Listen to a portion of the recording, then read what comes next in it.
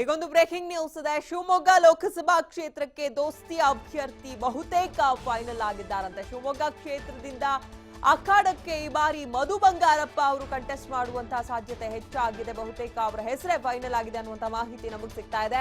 ಮಧು ಬಂಗಾರಪ್ಪ ಮನೆಗೆ ಜೆಡಿಎಸ್ ಮುಖಂಡರು ಭೇಟಿಯನ್ನ ಕೊಟ್ಟಿದ್ದಾರೆ. ಜೆಡಿಎಸ್ ರಾಜ್ಯಾಧ್ಯಕ್ಷ ಎಚ್ ವಿಶ್ವನಾಥ್, ಅಪ್ಪಾಜಿಗೌಡ ಸೇರಿದಂತೆ ಸಾಕಷ್ಟು ನಾಯಕರು ಭೇಟಿ ಕೊಟ್ಟಿದ್ದಾರೆ. ಉಪಚುನಾವಣೆ ಬಳಿಕ ಪಕ್ಷದ ಚಟುವಟಿಕೆಗಳಿಂದ ಮಧು ಬಂಗಾರಪ್ಪ ಎಲ್ಲೋ ಒಂದ್ ಕಡೆ ದೂರ ಉಳಿದಿದ್ರು. ಶಿವಮೊಗ್ಗ ಕ್ಷೇತ್ರದಿಂದ ಸ್ಪರ್ಧಿಸುವಂತೆ ಮತ್ತೆ ಅವರ ಮನವೊಲಿಕೆಯ ಸರ್ಕಸ್ ನಡೀತಾ ಇದೆಯಂತೆ. ಶಿವಮೊಗ್ಗ ಕ್ಷೇತ್ರಕ್ಕೆ ಹಾಗಾದ್ರೆ ಮಧು ಬಂಗಾರಪ್ಪ ಹೆಸರು ಜೆಡಿಎಸ್ ಕಡೆಯಿಂದ ಫಿಕ್ಸ್ ಆಗಿದೆಯಾ ಅನ್ನುವಂತ ಚರ್ಚೆ ಆಗ್ತಿದೆ.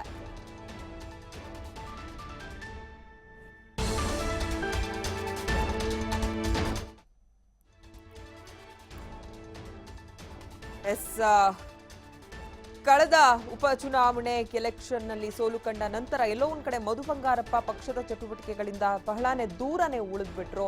ಎಲ್ಲೂ ಕೂಡ ಒಂದಷ್ಟು ವೇದಿಕೆಗಳಲ್ಲಿ ಯಾವಾಗ್ಲೂ ಜೆಡಿಎಸ್ ಪ್ರಮುಖ ನಾಯಕರ ಜೊತೆ ಮುಂದಾಳತ್ವದಲ್ಲಿ ಕಾಣಿಸ್ಕೊಳ್ತಾ ಇದ್ದಂತ ಮಧು ಬಂಗಾರಪ್ಪ ಸ್ವಲ್ಪ ಮರೆಯಾಗಿ ಹೋಗಿದ್ರು.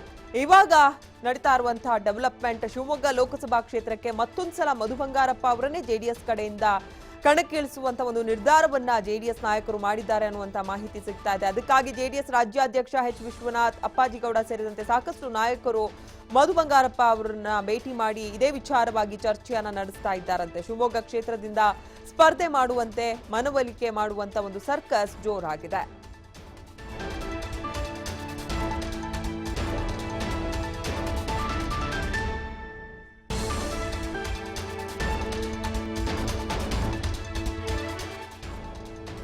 ಶಿವಮೊಗ್ಗ ಲೋಕಸಭಾ ಕ್ಷೇತ್ರಕ್ಕೆ ದೋಸ್ತಿ ಅಭ್ಯರ್ಥಿ ಬಹುತೇಕ ಫೈನಲ್ ಆಗಿರೋ ರೀತಿ ಕಾಣಿಸ್ತಾ ಇದೆ. ಶಿವಮೊಗ್ಗ ಕ್ಷೇತ್ರದಿಂದ ಈ ಬಾರಿ ಕೂಡ ಲೋಕ ಅಭ್ಯರ್ಥಿಯಾಗಿ ಮಧು ಬಂಗಾರಪ್ಪ ಜೆಡಿಎಸ್ ನಿಂದ ಕಂಟೆಸ್ಟ್ ಮಾಡೋದು ಬಹುತೇಕ ಖಚಿತ ಅಂತಾನೆ ಹೇಳಲಾಗ್ತಾ ಇದೆ. ಮಧು ಬಂಗಾರಪ್ಪ ಮನೆಗೆ ಜೆಡಿಎಸ್ ಮುಖಂಡರ ಭೇಟಿ ಇದೆಲ್ಲದಕ್ಕೂ ಕೂಡ ಸಾಕ್ಷಿಯಾಗಿ ನಿಲ್ತಾ ಇದೆ.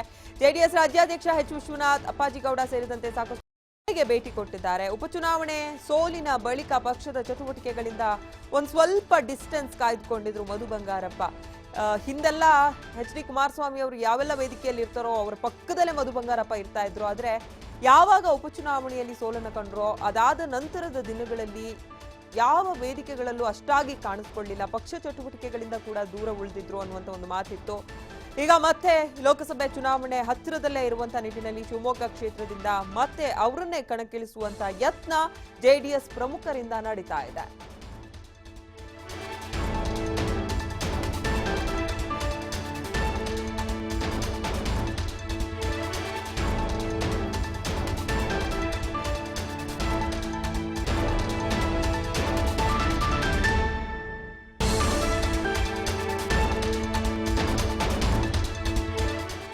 ವಿಚಾರವಾಗಿ ಮತ್ತಷ್ಟು ಮಾಹಿತಿಯನ್ನ ನೀಡ್ತಾರೆ ನಮ್ಮ ಪ್ರತಿನಿಧಿ ಕಿರಣ. ನೇರ ಸಂಪರ್ಕಕ್ಕೆ ಸಿಗ್ತಾ ಇದ್ದಾರೆ. ಕಿರಣ, ಕಳೆದ ಒಂದು ಉಪಚುನಾವಣೆ ಸೋಲಿನ ನಂತರ ಮಧು ಬಂಗಾರಪ್ಪ ಅವರು ಒಂದಷ್ಟು ಪಕ್ಷ ಚಟುವಟಿಕೆಗಳಲ್ಲಿ ಮುಂದಾಳತ್ವದಲ್ಲಿ ಇರಲಿಲ್ಲ. ಎಲ್ಲೋ ಒಂದ್ ಕಡೆ ಬಹಳಾನೇ ತೆರೆಮರೆಯಲ್ಲೇ ಉಳ್ಕೊಂಡ್ಬಿಟ್ರು.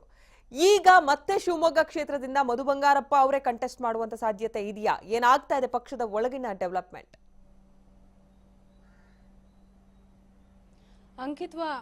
ಖಂಡಿತವಾಗ್ಲೂ ಅಂಕಿತ, ಏನು ಲೋಕಸಭಾ ಉಪಚುನಾವಣೆಯಲ್ಲಿ ಸೋಲನ್ನ ಕಂಡ ನಂತರ ಏನು ಮಧು ಬಂಗಾರಪ್ಪ ಅವರು ಪಕ್ಷದ ಚಟುವಟಿಕೆಯಿಂದ ದೂರನೇ ಉಳಿದಿದ್ರು. ಸಾಕಷ್ಟು ಬಾರಿ ದೇವೇಗೌಡರು ಜೊತೆಗೆ ವಿಶ್ವನಾಥ್ ಅವರು ಮನವೊಲಿಸುವಂತಹ ಒಂದು ಕೆಲಸವನ್ನ ಮಾಡ್ತಾರೆ. ಆಗ್ಲೂ ಸಹ ಮಧು ಬಂಗಾರಪ್ಪ ಅವರು ಏನು ಪಕ್ಷದ ಚಟುವಟಿಕೆಗಳಲ್ಲಿ ತೊಡಕೊಳ್ಳೋದಿಲ್ಲ. ಜೊತೆಗೆ ಪಕ್ಷದಲ್ಲಿನ ಕೆಲವೊಂದಷ್ಟು ವಿಚಾರಗಳು ಮಧು ಬಂಗಾರಪ್ಪ ಅವರ ಮನಸ್ಸಿಗೆ ನೋವನ್ನ ಮಾಡಿತ್ತು ಅನ್ನುವಂತಹ ಒಂದಷ್ಟು ಸುದ್ದಿಗಳು ಹರಿದಾಡ್ತಿತ್ತು.